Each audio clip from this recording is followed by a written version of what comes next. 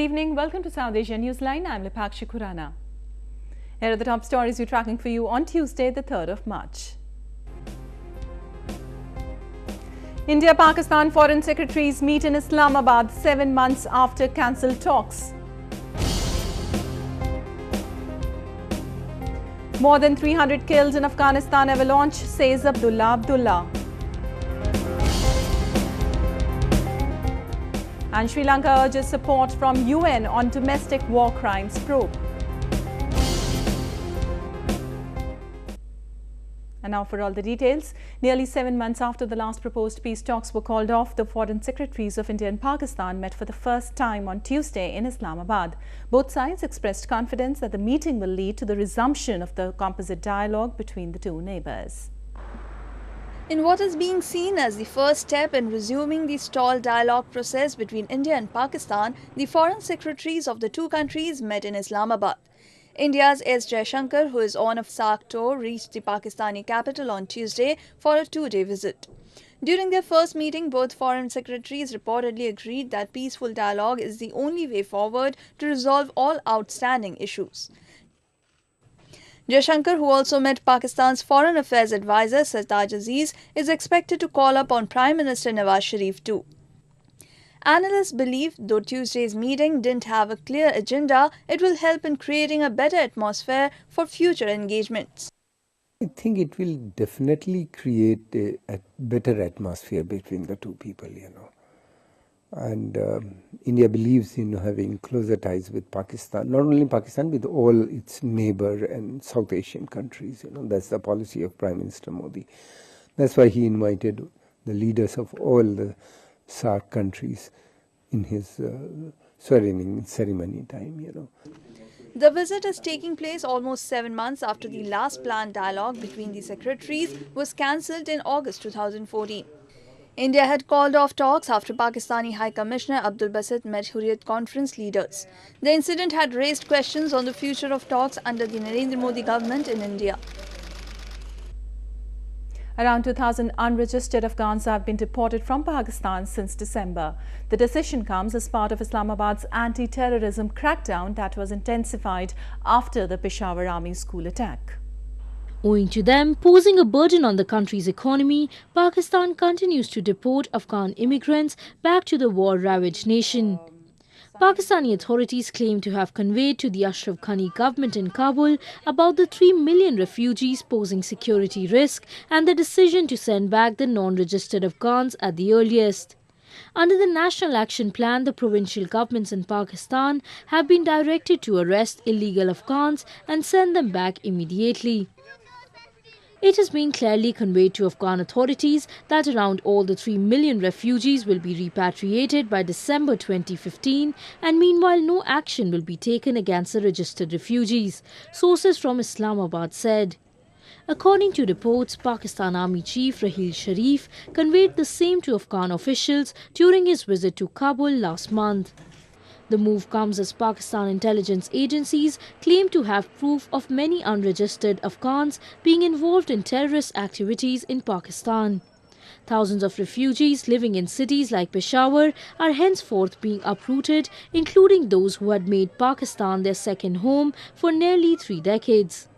Afghans who make their living by doing small businesses in Pakistan now fear of losing their lifelong savings once they return. Many also feel they would have to start a life afresh. اوس ګوره موږ ځای نه لرو په افغانستان کې کور نشته پیسې نشته کاروبار نشته او دلته موږ مسافر پراته یو کنه دغلته زموږ یو جنګړی جوړ ده. According to a UNCHR report, there are at least 1.5 million refugees who are registered and an estimated of 1 million unregistered in Pakistan. Most of them either fled Pakistan in 1970s and 80s following the Soviet occupation or were forced to seek refuge during the hardline Taliban regime. Many of these immigrants don't have proper documentation, making them unaccounted, keeping them under the suspicion of terror links. The Bangladesh police team investigating the murder of US Bangladeshi blogger Avijit Roy has arrested a fundamentalist writer. Roy was hacked to death last week by suspected extremists for his criticism of religion.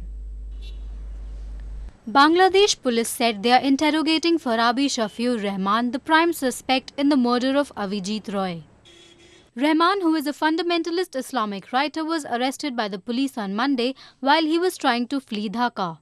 Even though the investigators have not confirmed of Rahman admitting to the crime, he reportedly said Roy got what he deserved.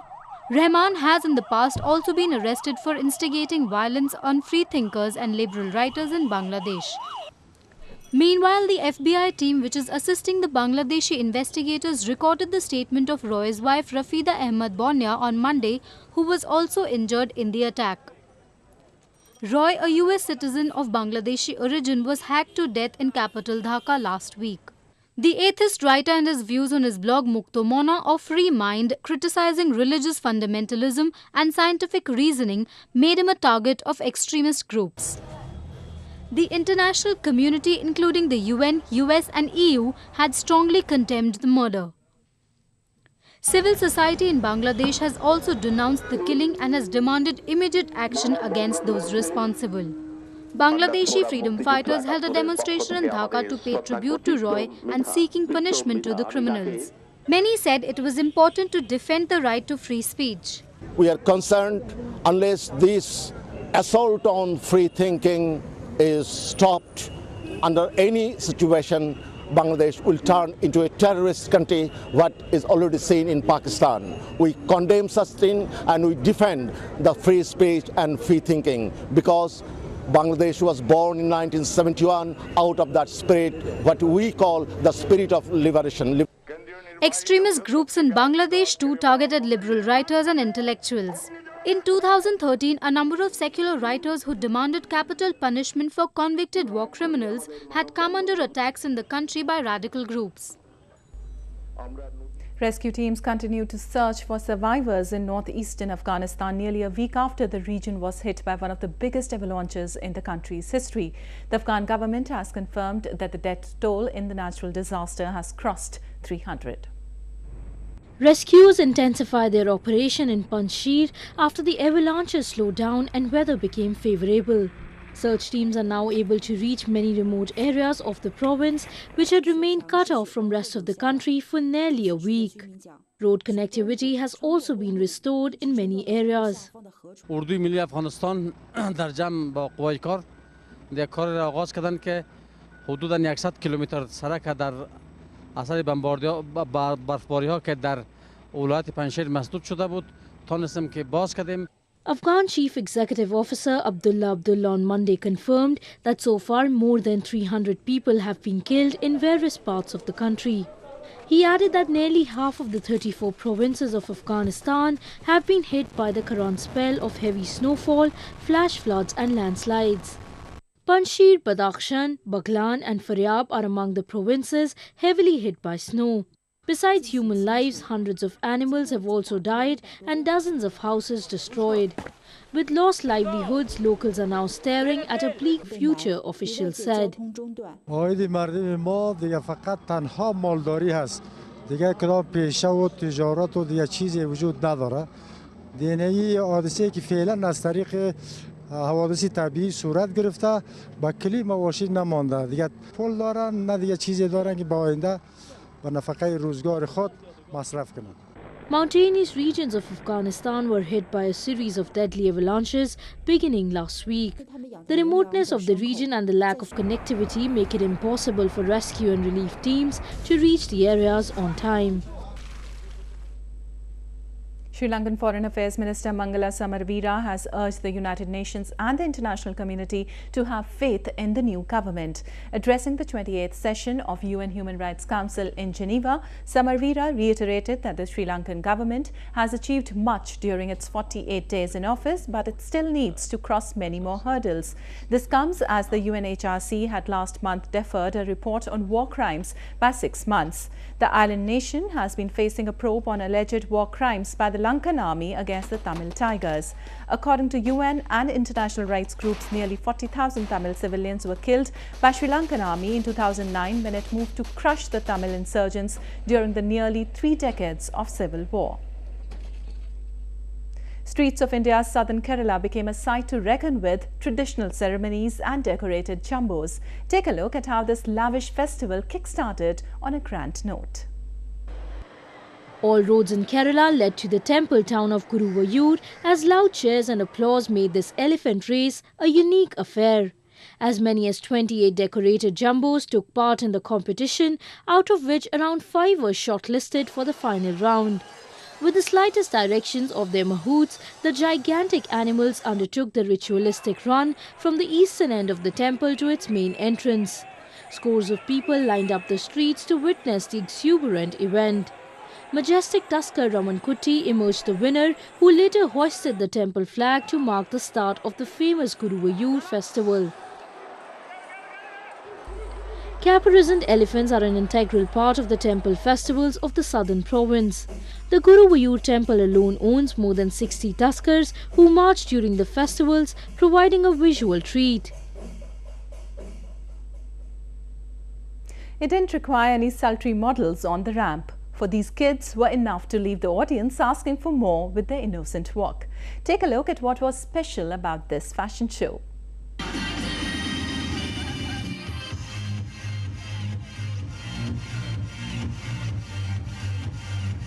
Amid all the fun, music, sparkling smiles and a lot of innocence, capital New Delhi went back into the childhood days at the India Kids Fashion Week. The third edition of the event showcased a splash of vibrant colours and stellar performances by the little models. Unveiling a stylized floral and lace-accented spring-summer collection, young boys and girls walked the ramp with utmost poise and confidence.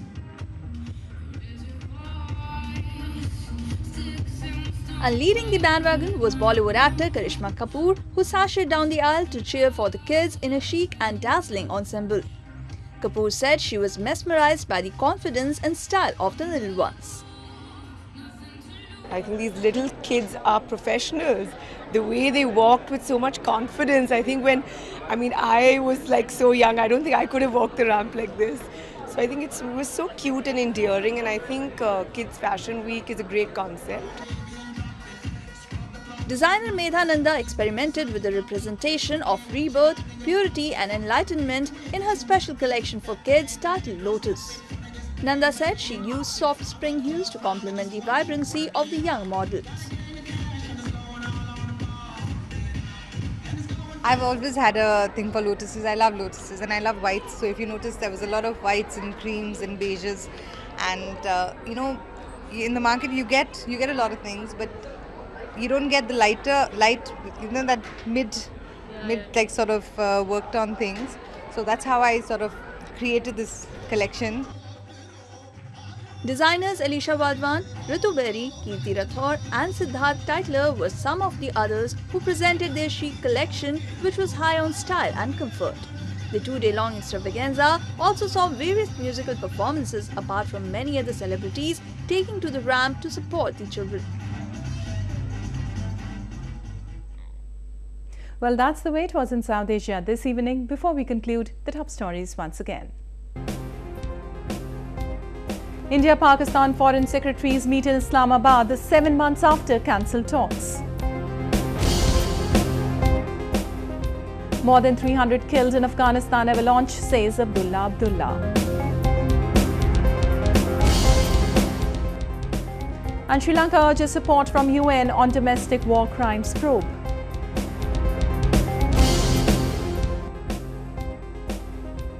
Now, viewers can watch the show on SouthAsiaNewsline.com. You can also visit us on Facebook.com/SAsiaNewsline and follow us on Twitter @SAsiaNewsline. That's all in tonight's edition. We'll see you same time tomorrow. Good night.